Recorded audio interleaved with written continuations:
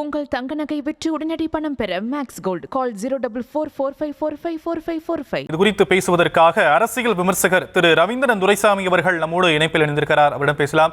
Sir, இணைப்பில் வந்தமைக்கு நன்றி. இப்போ அமித்ஷாவுடைய பேச்சு தற்போதைய அரசியல் களத்துல பேசு பொருளா மாறி இருக்கிறத நாம பார்த்துட்டு இருக்கோம். அப்போ பாஜகவுடைய கணக்கு என்னவாக இருக்கு அப்படிங்கிறது ஒரு கேள்வி எழுந்தாலுமே கூட, தமிழகத்தை பொறுத்த வரைக்கும் என்டிஏ கூட்டணியில தலைமையை யார் நிர்வகிப்பது, யாருடைய கைகள் ஓங்கி இருக்கு அப்படிங்கறத இதன் மூலமா புரிஞ்சுக்கலாம்.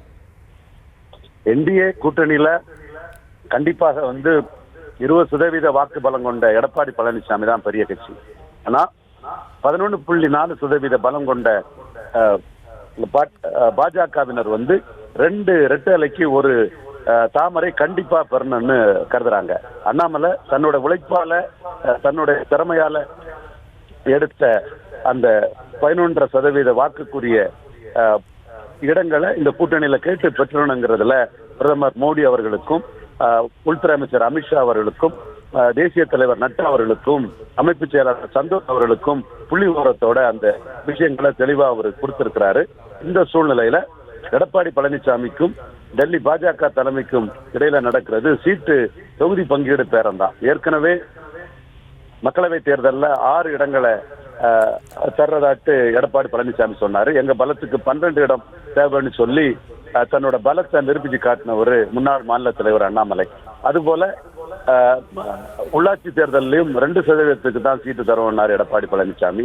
ஆனா தனித்து போட்டியிட்டு 3வது பெரிய கட்சியா 5% பலத்தை அன்னைக்கு நகர்ப்புற உள்ளாட்சியில் நிரூபித்தவர் அண்ணாமலை.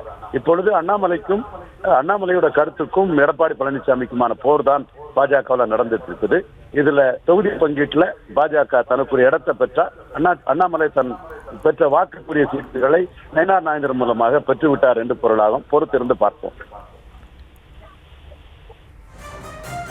சரி, என்டிஏ கூட்டணி பத்தின இது போன்ற கருத்துக்களை சொல்லியிருந்தாலுமே கூட அமித்ஷா அதிமுக மட்டுமல்ல, திமுக பத்தியுமே பல விஷயங்களை குறிப்பிட்டிருக்கிறாரு. திமுகவில் அதிகார மையங்கள் நிறைய இருக்கின்றன, அதனால் நிர்வாகிகள் பல குழப்பத்தில் இருக்கிறாங்க. அதிகார மையங்கள் அப்படின்னா முதலமைச்சரா இருக்கட்டும், துணை முதலமைச்சரா இருக்கட்டும், கனிமொழியா இருக்கட்டும், இவங்களா அதிகார மையமா இருக்கிறதுனால நிர்வாகிகள் பல்வேறு குழப்பத்தில் இருக்கிறாங்க அப்படிங்கிற கருத்தையும் முன்வைத்திருக்கிறாங்க.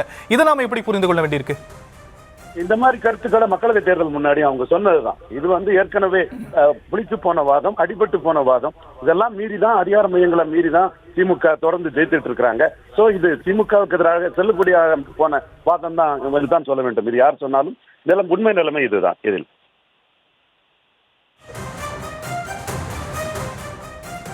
இணைப்பில் உங்களுடைய கருத்துக்களை பகிர்ந்தமைக்கு நன்றி திரு ரவீந்திரன் துரைசாமி. உங்கள் தங்க நகை விற்று உடனடி பணம் பெற மேக்ஸ் கோல்ட் கால் 04445454545.